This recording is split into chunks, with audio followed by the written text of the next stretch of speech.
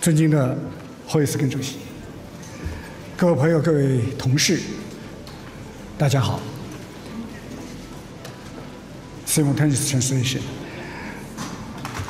回顾2023年，世界充满动荡不安，人类面临多重挑战：保护主义、泛安全化冲击世界经济，单边主义、集团政治重创国际体系。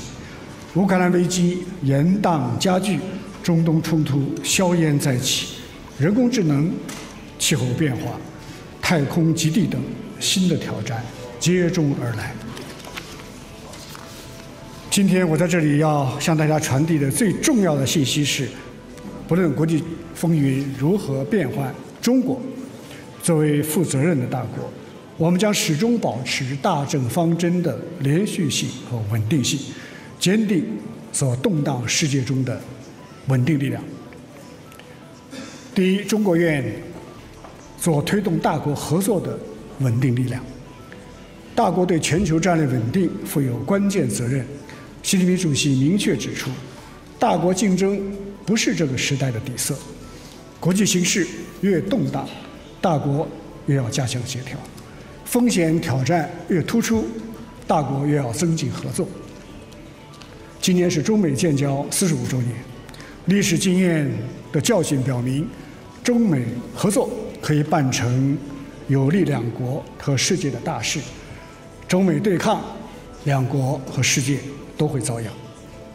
两国元首去年底举行重要的会晤，开辟了面向未来的旧金山愿景。中方将坚定维护正当合法权益，反对无理遏制打压，本着对历史、对人民、对世界负责的态度，与美方共同落实好两国元首的共识，推动中美关系沿着相互尊重、和平共处、合作共赢的正轨前行。俄罗斯是中国的最大邻国。中俄关系在不结盟、不对抗、不针对第三方的基础上稳定发展，符合双方的共同利益，也有利于亚太和全球的战略稳定，为新兴大国关系做出了有益的探索。中国和欧洲，我们作为世界上两大力量、两大文明、两大市场，我们应该意识到双方承担的国际责任。一个更加稳定、紧密的中欧关系，不仅能够成就彼此，还将照亮世界。我们应排除地缘政治和意识形态的干扰，坚持伙伴而非对手的定位，共同为应对乱局注入正能量，为共克时艰提供新方向。第二，中国愿意做应对热点问题的稳定力量。我们努力探索中国特色的热点问题解决之道，那就是坚持不干涉内政，反对强加于人；坚持客观公道，反对谋取私利；坚持政治解决，反对使用武力；坚持标本兼治，反对短视片面。在中方的积极斡旋之下，沙特和伊朗实现历史性和解，中东地区掀起了和解潮，成为习近平主席倡导的全球安全倡议的生动实践。近期，巴以冲突升级外溢，红海局势持续紧张，这再次说明巴勒斯坦问题始终是中东问题的核心。巴勒斯坦几代民众颠沛流离，至今无法回归家园，这是当代持续最长的不公。中国坚定站在公平正义一边，为停火止暴奔走，为保护平民尽力。我们推动安理会通过了巴以冲突爆发以来的首份安理会的决议，发表政治解决巴以问题的立场文件。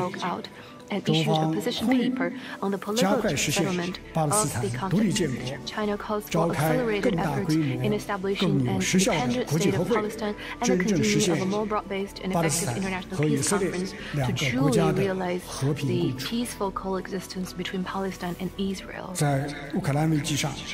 On the Ukraine crisis, China has never given up on promoting peace or slackened its efforts to facilitate talks.